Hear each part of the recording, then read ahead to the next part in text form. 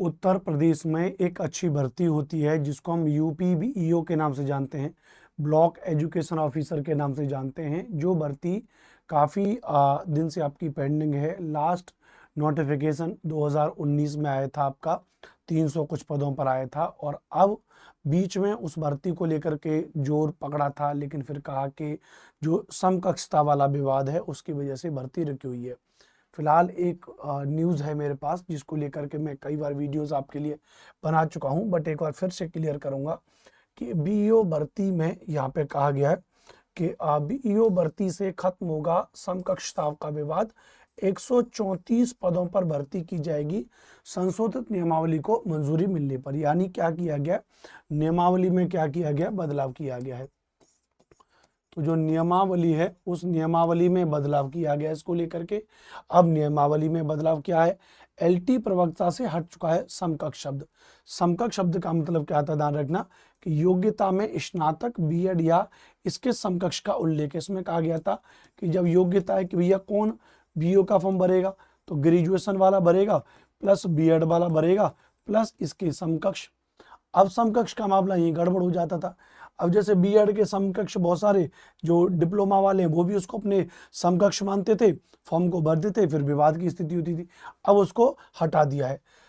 समकक्षता के नाम पर होने वाले विवाद से बचने के लिए राजकीय माध्यमिक विद्यालयों की एलटी ग्रेड सहायक अध्यापक और प्रवक्ता भर्ती से पहले नियमावली संशोधित करते हुए समकक्ष शब्द हटाया जा चुका है।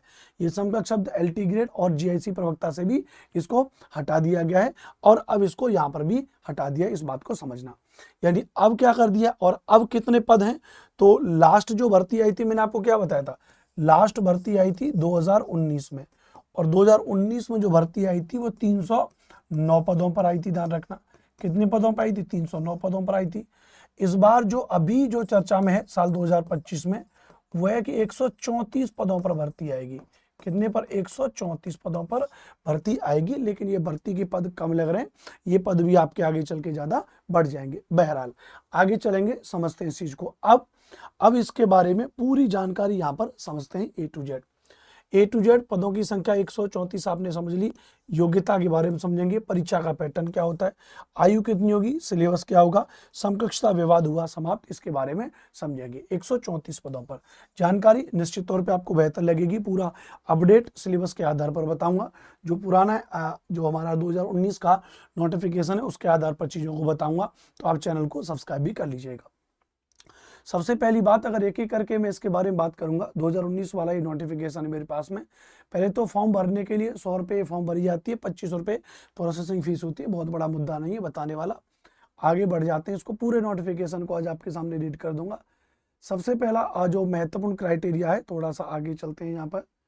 इसके बाद में हाँ, ये जो नेचर ऑफ पोस्ट है, ये जो नेचर ऑफ पोस्ट है वो जो गजेटेड ऑफिसर के अंतर्गत काउंट होता है। ध्यान रखना, शुरुआत में बढ़िया तरीके से आपके 50-60 हज़ार रुपये इसमें तनख्वाह भी मिलती है, क्योंकि ये पुराना है इसलिए बता रहा हूँ।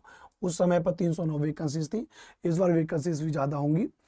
मतलब ज़्यादा नहीं कह सकते, 134 हैं तो लेकिन कम से कम इसके इक्विवेलेंट बराबर तो आनी चाहिए। ठीक है, अच्छा, इसमें सबसे पहले हम आपको बताते हैं, आपका जो सबसे पहला है एज क्राइटेरिया। जनरली आप जानते हैं कि उत्तर प्रदेश में जितनी भर्ती हो रही है उसमें जो एज लिमिट है उसमें न्यूनतम एज कितनी बताई जाती है, 21 साल आपकी न्यूनतम एज बताई जाती है, और अधिकतम उम्र आपकी 40 साल बताई जाती है। इसके अलावा आपका रिलैक्सेशन इन अपर एज लिमिट, उसके अलावा जो कैटेगरीज हैं उनमें रिलैक्सेशन दिया जाता है। ध्यान रखना, जैसे यहाँ पर 5 साल का एज कैंडिडेट दिया गया है अगर कोई व्यक्ति शेड्यूल कास्ट से जुड़ा हुआ है, एससी कैटेगरी से है, या फिर शेड्यूल ट्राइब्स एसटी कैटेगरी से है ऑफ उत्तर प्रदेश, उनको 3 साल का इसमें दिया गया है। ध्यान रखना। उसके अलावा other backward classes of UP, skilled players of classified games, state government employ of UP including the teachers staff of basic Shiksha Parishad of UP and teachers staff of government aided Madhyamik Vidyalaya of UP, they must have not been born before. इतना उनके लिए अलग अलग तरीके से age relaxation दिया गया। आप इसको अपने अकॉर्डिंग पढ़ लीजिएगा। एज रिलैक्सेशन पे बहुत ज्यादा क्या, 40 साल उम्र बहुत है।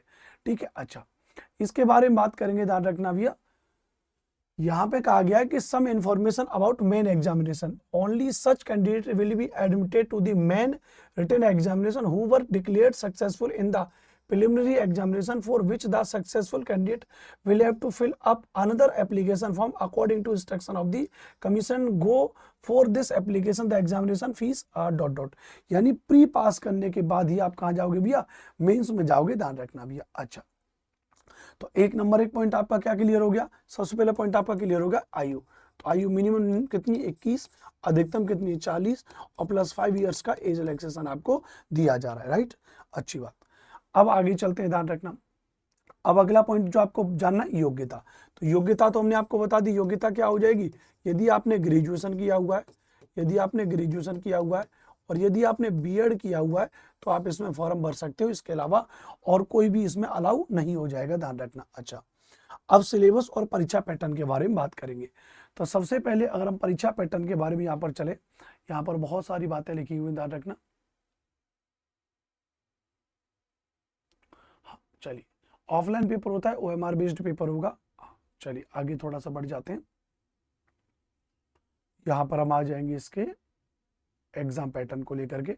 पूरा ओपन नोटिफिकेशन आपके लिए खोल के रखा हूं ताकि आपको बेहतर समझ में आ जाए, कोई भी आपको डाउट इसमें बचे ही नहीं किसी भी कीमत पे। चलिए आ गया, अब आपका आगे आपके यहाँ पे एग्जाम पैटर्न।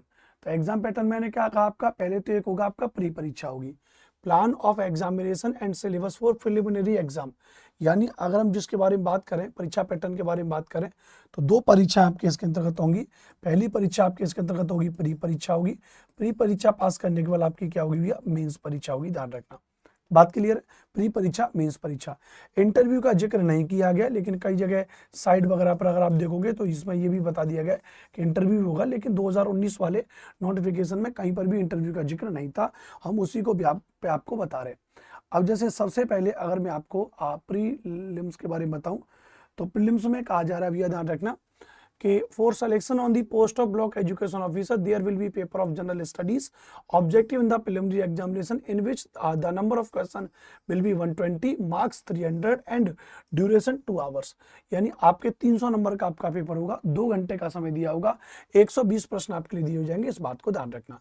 बात क्लियर, यानी 120 नंबर का हो जाएगा, ध्यान रखना। तो 120 क्वेश्चन 300 नंबर हो जाएगा, बात क्लियर। अब 120 क्वेश्चन कौन कौन से होंगे, जनरल साइंस के, history of India, Indian national movement, Indian polity, economic culture, Indian agriculture, commerce trade, population, ecology, urbanisation, world geography, Indian geography, current national and international important events, general intelligency including specific knowledge. और ये पूरा का पूरा syllabus है GK GS. Hindi में बताऊं, अपनी जो साधारण भाषा होती है, history, geography, polity, current affairs, environment, ecology, population वाला सेगमेंट, एग्रीकल्चर वाला सेगमेंट, जनरल साइंस वाला segment, basic mathematics, basic reasoning अगर आपको आती है तो आप इस फॉर्म को भर सकते हैं, 120 नंबर की अपनी तैयारी कर सकते हैं। 120 नंबर की तैयारी करने के बाद ध्यान रखना भैया, plan of examination and syllabus for main written exam होगा। In the main examination there will be 2 compulsory paper like general studies and general Hindi and each of 3 hours and 200 marks. The main examination will be total of 400 marks.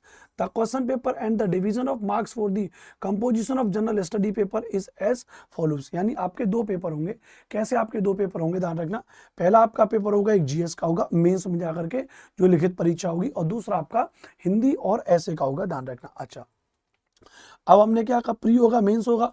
तो pre में मैंने क्या बताया, pre में मैंने आपको 120 question बता दिए और 300 नंबर का आपका पेपर बता दिया, ठीक है। अच्छा, जो कैसा होगा, एमसीक्यू बेस्ड होगा, इसमें कोई दिक्कत नहीं। मेंस में आपके में 2 पेपर होंगे, मेंस में आपके में 2 पेपर होंगे, समझते हैं। तो पहला जो मेंस में पेपर होगा, पहला जो मेंस में पेपर होगा यहाँ पर, वो मैंने आपको क्या बताया, जीएस वाला होगा।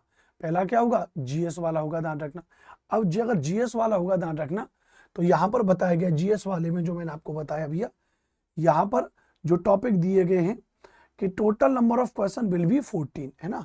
Total number of question will B 40। All question will be mandatory. All the question will B divided into section, under section A, उसके अलावा फिर सेक्शन बी, उसके अलावा सेक्शन सी, और उसके अलावा फिर आपका सेक्शन डी।